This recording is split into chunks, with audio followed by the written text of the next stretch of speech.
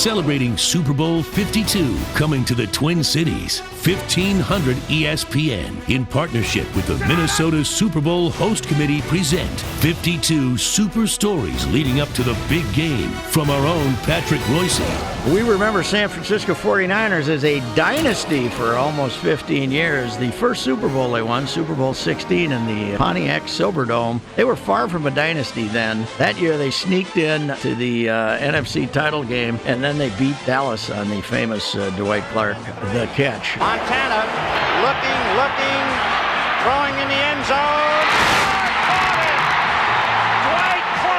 So they go to the Super Bowl and play Cincinnati. But what's surprising when you look back on that is Cincinnati was actually a 1-point favorite going into that game because the 49ers were not looked at as a powerhouse. I actually covered that game in the Silverdome. The worst part of that game was trying to get there in the snow. It was a complete mess, and Detroit didn't get another Super Bowl for years. But 49ers led 20-0 at halftime, basically because the Bengals played like a bunch of idiots the whole first half. Then they came out for the second half and started to move the ball. And there's a famous goal line stand in that game. Late in the third period, the Bengals have cut it to 20-7, and they're going to go in for another touchdown. They get stopped, and this defensive stand probably made Hacksaw Reynolds more famous. The Bengals are going to go for it. Fourth down and about a foot away. Handoff, Pete Johnson rams the right side, and I don't believe he made it.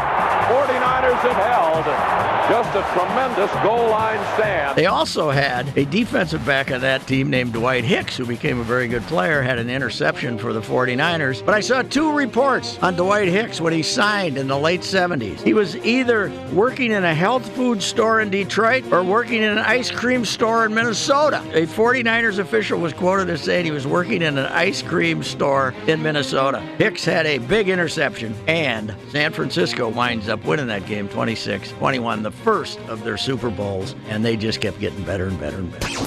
52 Super Stories continues next week with another great yarn from Patrick Reusse. And for more details on Super Bowl 52 coming to the Twin Cities in 2018, sign up for the Host Committee email at mnsuperbowl.com.